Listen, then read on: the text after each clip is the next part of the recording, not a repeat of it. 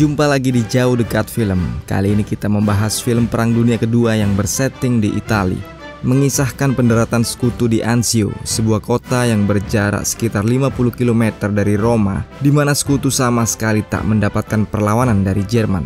Namun kesalahan fatal dilakukan oleh sekutu di kota ini. Alih-alih terus menerjang dan maju hingga ke ibu kota Italia di Roma, sekutu malah bertahan dan bersantai dengan dalih mengatur perencanaan dan menata logistik. Hal ini menyebabkan Jerman bisa mendatangkan pasukan susulan dari kota-kota di sekitarnya dan menyeimbangkan kekuatan untuk memukul mundur pasukan sekutu. Nah, apakah pasukan sekutu akhirnya bisa menang, lolos, atau malah hancur di tangan Wehrmacht di bawah pimpinan Feldmarschall Kesselring?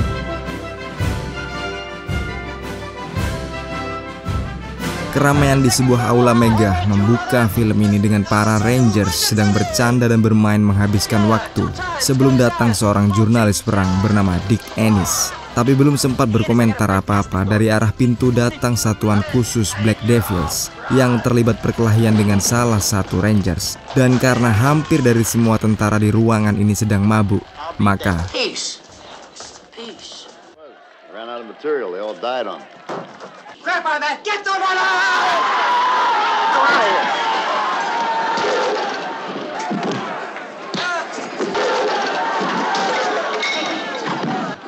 melihat tawuran ini, Dick Ennis segera minggir keluar ruangan dan membicarakan pada seorang sersan kawannya mengenai misteri pendaratan Amerika selanjutnya.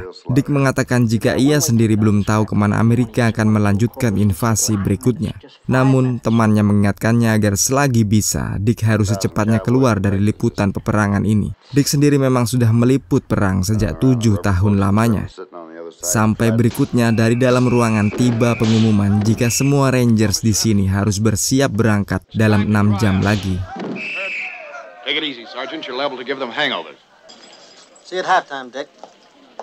Maka tepat 6 jam pula kapal-kapal Amerika mulai terisi. Serdadu baris berbaris membawa perlengkapannya masing-masing, memenuhi lambung kapal, bersiap untuk melakukan invasi Amerika yang terbaru, yakni menuju ke Anzio, Italia. Dalam perjalanan, masih banyak prajurit yang tampak lemas setelah mabuk-mabukan.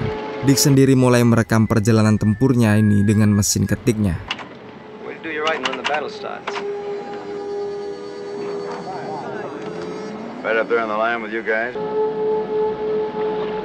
Beberapa jam kemudian, saat matahari belum muncul, peringatan pendaratan di pantai Anzio sudah dipersiapkan sampai.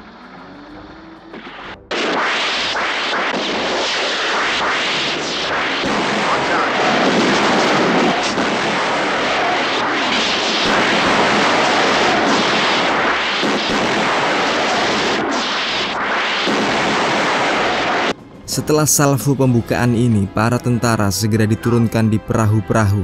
Mereka dengan cepat merapat, mendekat ke daratan Anzio.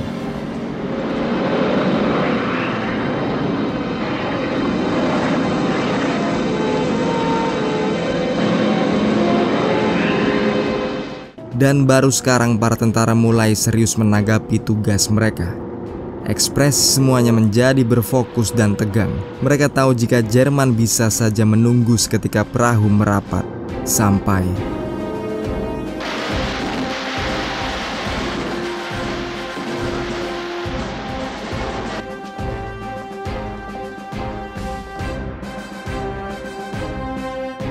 Di hadapan mereka tampak bangunan-bangunan yang sudah hancur akibat tembakan artileri kapal sebelumnya. Tak tampak musuh di sini atau Jerman bersembunyi dengan api menunggu untuk menyergap mereka. Tapi sampai hari menjadi terang, tak ada satupun Jerman menghalangi. Mereka benar-benar diberi jalan yang aman di wilayah ini.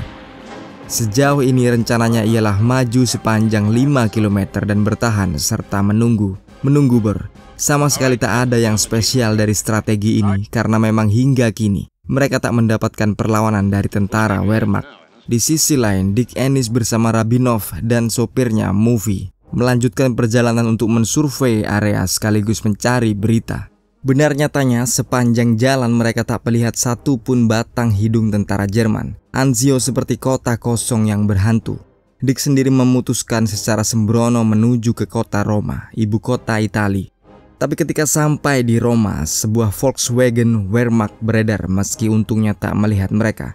Dari warga lokal, Dick mendapat info jika tentara Jerman sudah pergi dari beberapa minggu yang lalu. Hanya ada pasukan SS di sini.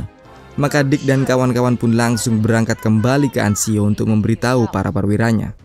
Namun bukan berarti kedatangan Amerika ini tak diketahui oleh Jerman. Field Marshal Kesselring sudah tahu akan hal ini dan memang menyadari jika mereka kurang memperhatikan pergerakan Amerika kali ini. Kalau ini dibiarkan begitu saja, maka bisa-bisa Roma akan segera dicaplok oleh sekutu. Kesselring dikabari jika dirinya akan diberi divisi ketiga Panzer Grenadiers, komplit dengan tank-tank milik Jerman. Untungnya Amerika gagal membaca situasi dengan tidak bergerak cepat. Mereka malah maju cuma 5 km dan bertahan. Ini ialah satu kebodohan dan strategi yang sangat lemah datang dari para jenderal Amerika. Mengetahui hal ini, pihak Jerman pun dengan cepat menggerakkan pasukan bantuannya. Jenderal Starkey dari Inggris sendiri ikut merasakan kelalaian Amerika kali ini.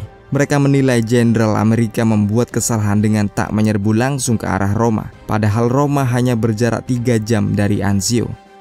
Ia menanyakan hal ini kepada Mayor Jenderal Leslie, tapi Leslie hanya menjawab jika mereka tak bisa menyerang terlebih dulu.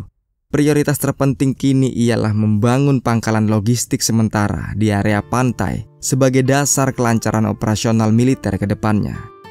Hingga akhirnya datang Dick Ennis memberitahukan situasi paling baru dari Roma. Ia menyatakan jika Field Marshal Kesselring tak punya pasukan di sini dan jika Amerika cekatan mereka bisa langsung menguasai Roma dengan mudah. Namun sekali lagi Leslie ingin bermain sangat aman dan melarang setiap serangan ke Roma. Dan Amerika pun memang sudah sangat terlambat. Seminggu kemudian Kesselring beredar dengan mobilnya di tengah kota Roma, menyambut kedatangan pasukan-pasukan tambahan yang di-requestnya. Ia heran mengapa Amerika tak menyerang. Mereka seperti orang pindah rumah, turun dari kapal menuju ke pantai dan hanya membangun keperluan logistik mereka tanpa keinginan untuk bertempur. Ini jelas sangat menguntungkan pihak Nazi dan Wehrmacht. Kesselring sekarang dengan sangat leluasa menambal semua kekurangan pertahanan di Anzio, termasuk penambahan ladang ranjau, bunker-bunker dan pos-pos senapan mesin, terutama di daerah Sisterna yang kini dianggap sebagai titik terlemah pertahanan Jerman. Sisterna akan diubah menjadi benteng kokoh yang menakutkan bagi para pasukan sekutu. Malam di hari yang ke-7 ini barulah Amerika menyiapkan serangan pertamanya. Mereka bersiap dalam gelap dan sayangnya mereka akan menuju ke Sisterna. Intelijen Amerika belum tahu jika kini Sisterna bukan lagi titik terlemah pertahanan Jerman, melainkan titik terkuat dari Jerman di Anzio. Dan untuk menuju ke sana mereka akan dipimpin oleh salah satu serdadu Black Devils sebagai penunjuk arah. Secara kebetulan Kopral Rabinov menjadi guide mereka kali ini, lengkap dengan kehadiran Dick Ennis sebagai jurnalis perang.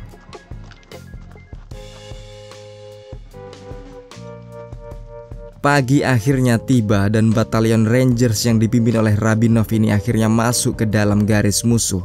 Sisterna sudah ada di hadapan mereka. Pasukan segera disebar maju. Mereka masih menyangka pertahanan Jerman lemah di Sisterna ini sebelum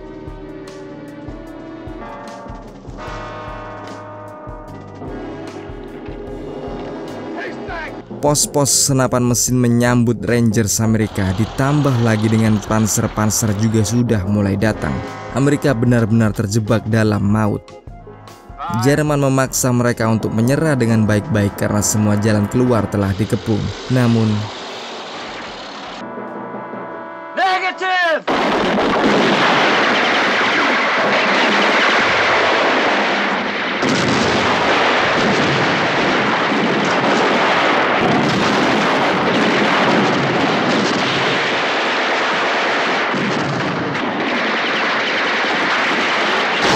Amerika betul-betul sial kali ini. Mereka berposisi di bawah bukit dengan tank-tank musuh memutari mereka dari segala arah.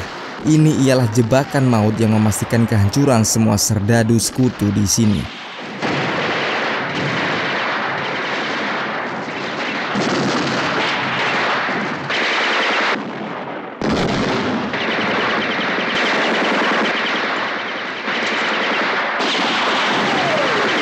Dick Ennis sendiri setelah berpura-pura mati akhirnya menemukan satu celah agar mereka bisa kabur. Ia mengejak Rabinov bergerak bersama dengan Movie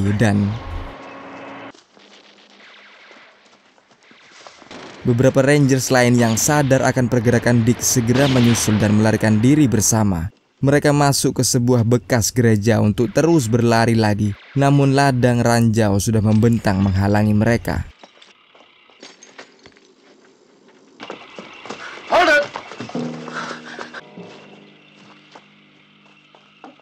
Tapi satu ide muncul di kepala Dick. Dengan cara menggunakan bebatuan, Rabinov dan Dick berusaha menyeberangi ladang ranjau ini.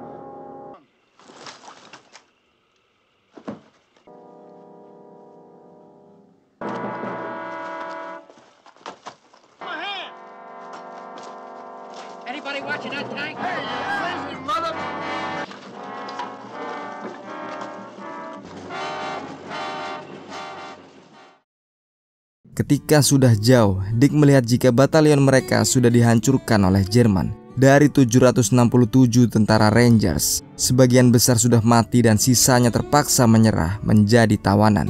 Kesselring benar-benar menang besar kali ini.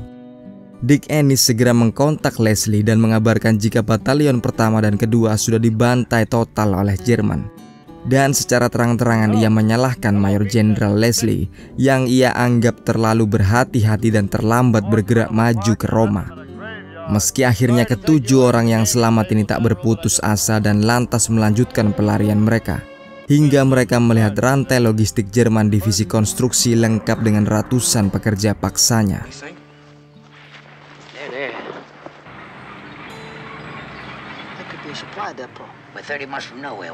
Melihat ada yang aneh, ketujuh orang ini segera dibagi untuk memeriksa apakah maksud para tukang Jerman ini. Tapi baru pada malam harinya, skuad 3 orang Rabinov lah yang berhasil menyibak misteri konstruksi Jerman ini. Dan ternyata Jerman sedang menyiapkan pembangunan pertahanan terkuat di sini, yang jelas akan menghadang pasukan Amerika yang akan merapat ke pantai pada invasi-invasi berikutnya. Ketiganya pun langsung berpencar. Mereka ingin melihat dari dekat apa saja yang telah terjadi di sini.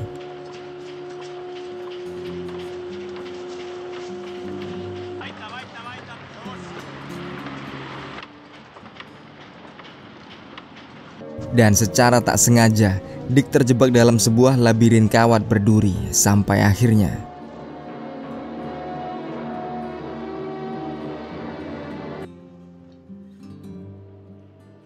ketika terbangun, Dick dituntun oleh seekor anjing untuk menemukan jalan keluarnya.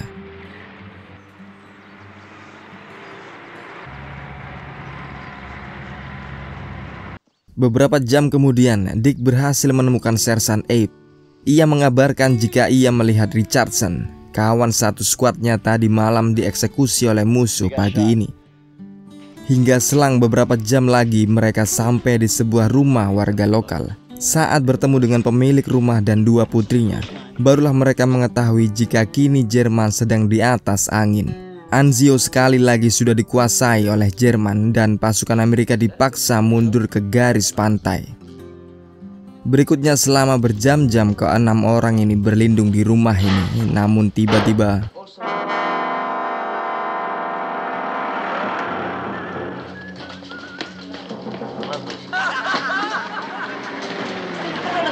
ke-6 Rangers kita pun segera bersembunyi di atas plafon, sementara Wehrmacht terus menjelajahi ruangan demi ruangan dan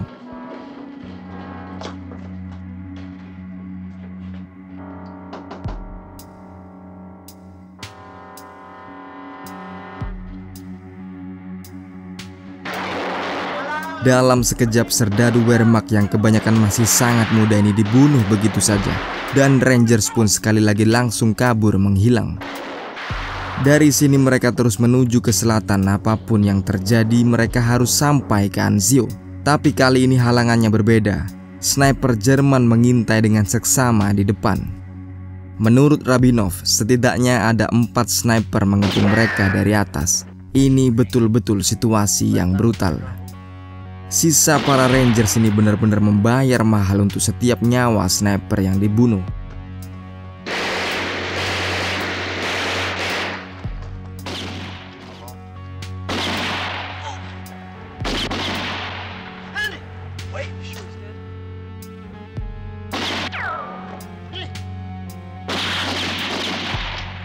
Kini yang masih sehat hanya Rabinov, Movie dan Dick Ennis.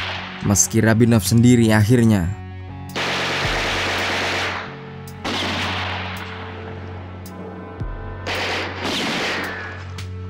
namun pada akhirnya sebuah pesawat secara membabi buta dan tak memandang bulu menembaki kedua kubu dari atas. Ini pun segera dimanfaatkan oleh Dick Ennis.